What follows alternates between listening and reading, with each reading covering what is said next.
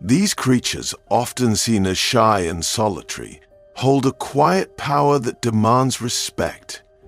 While most black bears avoid confrontation, a sudden encounter can turn dangerous in an instant, especially if the bear feels threatened, is protecting cubs, or is driven by hunger.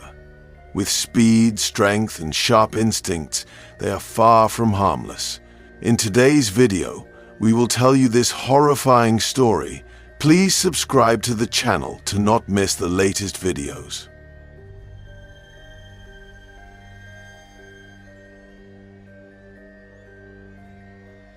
Ab Story 1. California's wild beauty often lulls people into a false sense of security. Its sweeping forests and towering mountains seeming to promise only peace and solitude. But for Patrice Miller, a seasoned hiker who adored the Sierra wilderness, that promise turned into something far darker on a September afternoon. The 71-year-old woman had set out on what was supposed to be a quiet, meditative walk through the wild, a way of staying connected to nature. Patrice was no stranger to the trails that snaked through the picturesque San Bernardino Mountains. She carried no fear, just her usual backpack of essentials, and the confidence that comes from years of outdoor experience. It had been an unusually warm day for late summer, the sun casting golden light through the thick canopy of pines. As Patrice moved deeper into the forest, the world became still. The occasional snap of a twig underfoot or rustle of a squirrel high above were the only interruptions in the near total silence. It was the kind of quiet that sharpened her senses. Yet this time, something in the air felt off. That silence wasn't serene. It was heavy, claustrophobic, the sort that makes the hairs on the back of your neck stand on end, without you even knowing why. She paused for a moment, adjusting her hat and taking in the view of the rugged trail ahead. A small stream trickled nearby, its water reflecting the afternoon sunlight. She felt a pang of thirst and decided to stop, pulling a water bottle from her pack. As she unscrewed the cap, a sudden and unsettling sound broke the stillness. A rustle in the underbrush that was too loud, too deliberate to be a rabbit or a bird. Her eyes scanned the tree line. At first she saw nothing. Then came a low, guttural noise. A noise that didn't belong. Patrice's heart began to race. She knew that sound. She'd heard it before in documentaries and wilderness survival courses. The distinct huff of a black bear. She froze, her eyes darting across the dense foliage. And then she saw it. A dark shape, impossibly large and uncomfortably close, moving with a predator's quiet determination. The bear stepped into view, its head low, its small dark eyes locked onto her. There was no mistaking its intent. Instinctively, Patrice began to back away, her movements slow and deliberate, just as she'd learned. "Hey there," she said, her voice trembling but steady enough. "It's okay. I'm leaving." She raised her arms, trying to make herself appear larger, but the bear didn't hesitate. Instead of retreating, it advanced, its pace quickening with every step. The gap between them closed frighteningly fast. Patrice knew she had seconds to act. She reached for the bear spray holstered to her pack, fumbling with the safety clip. Her hands trembled as the bear lunged forward, its powerful muscles rippling beneath its dark fur. She managed to fire a burst of the spray, a sharp cloud of chemicals aimed directly at the animal's face. For a moment, it seemed to work. The bear recoiled, shaking its head violently. Patrice's breath came in gasps as she took the opportunity to retreat further up the trail. But just as quickly as it had faltered, the bear recovered, its rage now palpable. The animal charged again, this time with even greater ferocity. Patrice turned and ran, her instincts overriding the knowledge that running could trigger the bear's chase reflex. She sprinted, her legs burning with exertion as she navigated the uneven terrain. Behind her, the bear's heavy footfalls grew louder, closer. She could feel its presence, almost as if the beast's breath was on her neck. She didn't have to look back to know it was gaining. The trail curved sharply ahead, leading to a small clearing, surrounded by towering boulders. Patrice veered toward it, hoping to find some form of protection. But as she rounded the bend, her foot caught on a root protruding from the ground. She fell, hard, the impact jarring her senses. Her backpack cushioned part of the fall, but it also pinned her down, making it difficult to scramble back to her feet. She turned just in time to see the bear closing in, its massive frame blotting out the sunlight. There was no time to think, only to act. She grabbed a large stick lying nearby and swung it with all her strength as the bear loomed over her. The improvised weapon glanced off the animal's snout, momentarily halting its advance. But the bear was relentless. It swiped at her with a paw the size of a dinner plate, its claws raking across her arm and sending the stick flying. Patrice screamed, the sound echoing through the empty forest. She fought back with everything she had, kicking and flailing, but the bear's sheer power was overwhelming. Somewhere in the chaos, the contents of her backpack spilled out, scattering across the dirt. The bright orange wrapper of an energy bar caught the bear's attention, and for a fleeting moment, it shifted its focus.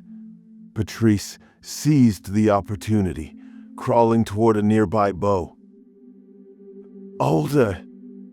In a desperate attempt to shield herself, she wedged her body into a narrow crevice, her breaths coming in shallow, ragged gasps.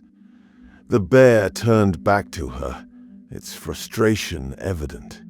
It clawed at the opening, its teeth gnashing as it tried to reach her. The rock held firm, but Patrice knew it wouldn't keep her safe for long. As the bear's attacks grew more frantic, she realized she had to do something drastic. Her hand brushed against a sharp shard of rock on the ground. Gripping it tightly, she jabbed at the bear's paw, aiming for its sensitive pads. The animal roared, pulling back momentarily. Patrice used the precious seconds to inch further into the crevice, her body pressed against the cold, unyielding stone. She was trapped, but for now, she was alive. The bear paced outside, its breathing heavy, its movements erratic. It pawed at the scattered items from her pack, tearing into them with a mix of anger and curiosity.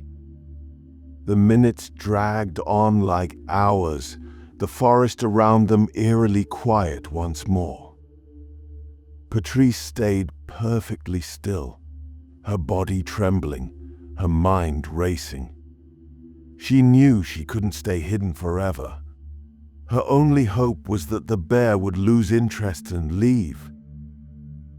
Eventually, after what felt like an eternity, the bear let out a final huff and lumbered back into the trees.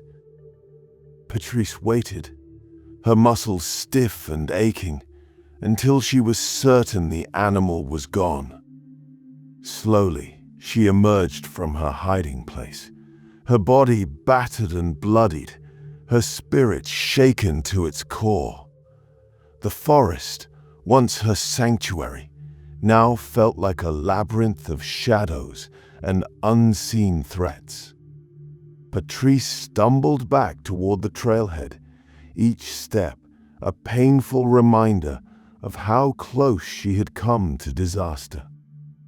The encounter had left her scarred in ways she could never have imagined.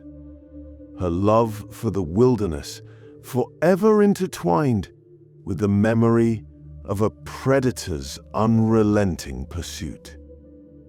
And as the sun dipped below the horizon, casting the forest in an ominous twilight, she knew she would never see its beauty the same way again. Story 2. In the remote, forested hills of Japan's Hokkaido region, where mist clings to the ancient cedars and the air hangs heavy with the scent of pine, the wild isn't just a place. It's alive, untamed, and unpredictable.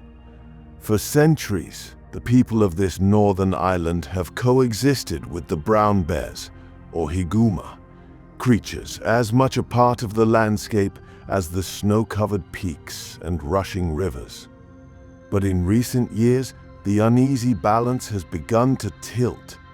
The bears are growing bolder, their numbers swelling, and their encounters with humans becoming more frequent and more dangerous. It was a crisp October morning in 2024 when the peace of a quiet rural village shattered. A group of workers, mostly locals, had ventured into the dense forest to clear a path for a new hiking trail. They were seasoned in the ways of the wilderness, armed with bear bells jangling at their waists and cans of spray tucked into their packs. Yet, no amount of preparation could have readied them for what they were about to face. The first sign of trouble came in the form of broken branches and a strange musky scent carried on the wind. One of the workers, a man named Kenta, paused, his hand instinctively tightening around his tool. The forest around him, once alive with birdsong and the rustle of leaves, had fallen silent. He glanced at the others, and they exchanged uneasy looks, their chatter fading into a tense quiet. Then it happened. With a sound like a thunderclap, the bear burst from the underbrush, its massive form a blur of dark fur and raw power. Standing nearly 7 feet tall on its hind legs, the higuma was a force of nature, its small dark eyes locked onto the group. For a moment, time seemed to freeze. Then, chaos erupted. The workers scattered, their shouts echoing through the trees as they tried to put distance between themselves and the charging bear. But the animal was fast, its movements impossibly fluid for its size. It closed the gap in seconds, swiping at one of the men, sending him sprawling to the ground. Another worker, a woman named Aiko, stumbled as she tried to run, her foot catching on a hidden root. She hit the ground hard, her breath knocked from her lungs as she scrambled to crawl away. The bear loomed over her, its breath hot and rancid, its growl a low, menacing rumble that seemed to vibrate through the very earth.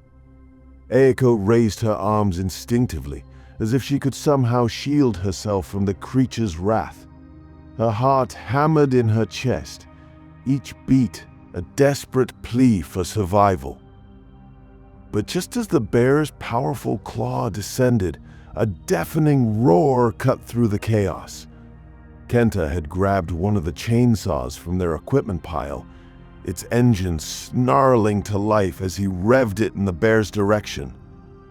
The sound startled the animal, and it turned, its attention momentarily diverted.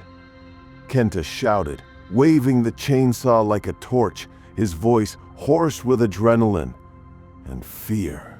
The bear hesitated, then backed off slightly, its gaze flicking between Kenta and the rest of the group. Seizing the opportunity, the remaining workers rallied, forming a loose semicircle around the animal. Someone hurled a rock, another waved a long stick, their combined efforts creating enough of a commotion to confuse the bear. Finally, after what felt like an eternity, the animal gave a frustrated huff and retreated into the forest, its massive form disappearing into the shadows as suddenly as it had appeared. The group stood frozen, their breaths coming in ragged gasps as they tried to process what had just happened. Aiko's hands trembled as she brushed dirt from her scraped palms, her mind replaying the terrifying moment over and over. Kenta's knuckles were white as he clutched the still-running chainsaw, his face pale but determined. No one spoke. The silence of the forest had returned, but now it felt oppressive, almost mocking. Though the group survived the encounter, the incident left its mark, both physically and mentally. Several workers bore deep gashes and bruises, their injuries a testament to the bear's strength and ferocity. But perhaps the deeper wounds were unseen, etched into their memories and their newfound wariness of the wild. This attack wasn't an isolated event. Across Hokkaido, bear sightings have surged in recent years, with many attributing the increase to shrinking habitats and dwindling food sources. As humans encroach further into the bear's territory, the animals are forced to adapt, often bringing them into closer contact and conflict with people. For the villagers, the forest that once provided solace and sustenance now carries an undercurrent of fear. Every rustle in the underbrush, every broken twig feels like a warning. Children are no longer allowed to roam freely, and farmers keep watch over their fields, armed with everything from air horns to hunting rifles. The bears, once revered as symbols of strength and resilience, are now seen as unpredictable, their presence a shadow that looms over the community. Back in the safety of their homes, the workers from that fateful day struggled to move on. Kenta found himself replaying the moment he faced the bear, wondering if his actions had been brave or simply reckless. Aiko, too, couldn't shake the memory of the bear's eyes, so dark and inscrutable, filled with a wildness that felt utterly alien. And yet, despite their fear, there was a grudging respect for the creature that had come so close to destroying them. The Haguma was not evil. It was simply doing what it had to do to survive in a world that was rapidly changing. In its raw power and primal rage, the bear embodied the wild itself, a force that could not be tamed or fully understood. As the days turned to weeks, the village took steps to prevent another such incident. Signs were erected along the forest's edge, warning of the dangers within. Bear-proof garbage bins were distributed, and patrols were organized to monitor the area. But the sense of security that once defined their lives was gone, replaced by a fragile truce with the wild that could shatter at any moment. The people of Hokkaido have always lived with the knowledge that the forest is not theirs alone. But now, more than ever, they are reminded that the line between human and animal, civilization and wilderness, is razor thin. And when that line is crossed, as it was on that October morning, the consequences are as unpredictable and unforgiving as the bears themselves. Story 3. Montana's fall wilderness is a thing of beauty. Golden aspens trembling in the breeze, pine trees standing stoic against the wind, and the faint scent of earth and moss riding the crisp air. The hunter, a seasoned outdoorsman, had ventured into this vast, rugged landscape in pursuit of elk. Elk season was more than a tradition for him. It was a rite of passage. With every rustle in the underbrush, every faint hoofprint in the dirt, he felt the thrill of the chase. But this time, he would not leave the forest with his usual trophy. He'd been hiking for hours, his boots crunching over fallen leaves and frost-covered ground. The terrain was uneven, the kind that demands constant attention. One misplaced step and you could find yourself flat on your back. The woods were dense here, the kind of place where sunlight only trickled through in broken beams, leaving the ground below in an eerie half-light. Perfect for tracking elk, he thought. Less perfect for spotting something far more dangerous. As he rounded a bend in the trail, his heart quickened. Fresh scat. A trail of disturbed earth signs of elk were everywhere. He slowed, each step deliberate, his rifle ready but relaxed. The wind shifted, carrying a faint, musky scent that prickled the back of his neck. He froze, instinct whispering what logic hadn't yet caught up to. A grizzly, massive and hulking, emerged from the shadows of the underbrush, no more than 30 feet away. The bear had been feeding, its powerful jaws working over the remnants of some earlier kill, its ears flicking at the sound of his intrusion. He cursed under his breath, the realization washing over him in a cold wave. He'd stumbled straight into its territory, and the bear was none too pleased. The grizzly rose to its full height, towering well over 9 feet. Its eyes locked on him, small but intense, like amber coals burning with warning. It wasn't charging yet, but its posture spoke volumes. He'd crossed an invisible line. Slowly, he began to back away, his hands raised slightly, his rifle now gripped with white-knuckled tension. He knew the protocol. Don't run, don't make sudden moves, don't break eye contact. But the bear didn't care for protocol. With a deafening roar that echoed through the forest, the grizzly dropped back to all fours and launched itself forward. The ground seemed to tremble beneath its weight, the underbrush flattening in its path. In the seconds before impact, the hunter raised his rifle and fired, the shot cracking through the stillness. The bullet grazed the bear's shoulder, but it did little more than irritate the beast. It slammed into him with the force of a freight train, sending him sprawling backward. The world became chaos. The hunter's breath left him in a sharp exhale as the grizzly's weight crushed him against the forest floor.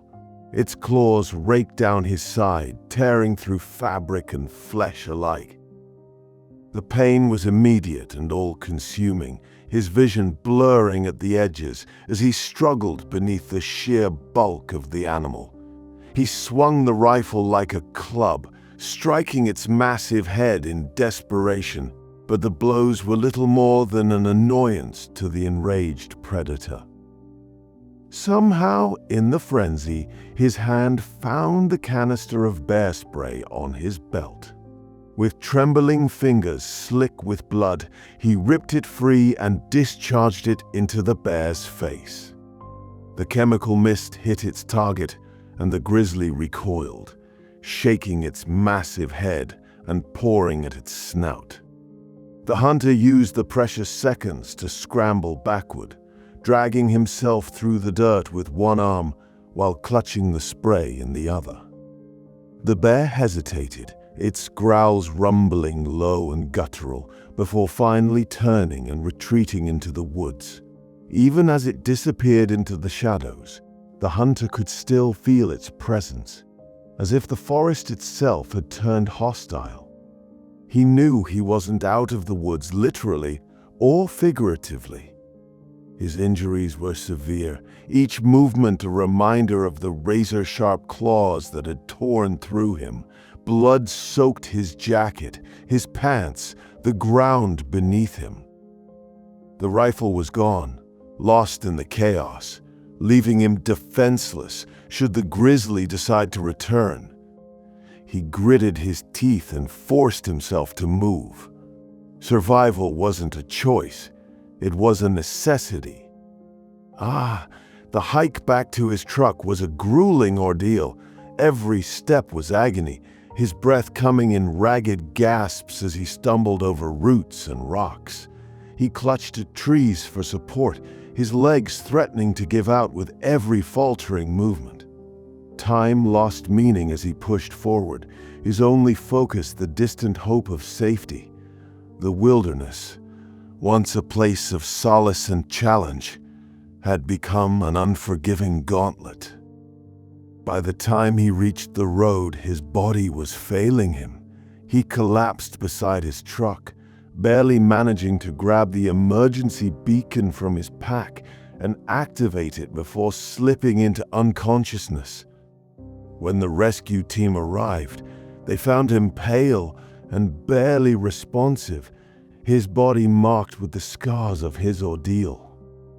The medical care that followed was extensive, requiring surgeries, skin grafts, and months of rehabilitation. The wounds would heal, but the experience would remain with him forever, a story etched not just in his memory, but in the very fabric of his being.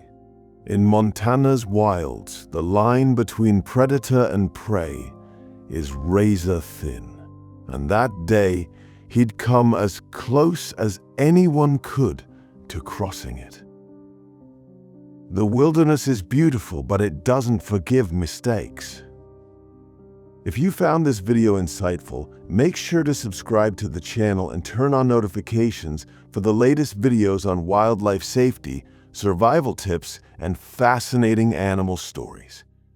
Stay safe, stay informed, and we'll see you in the next one.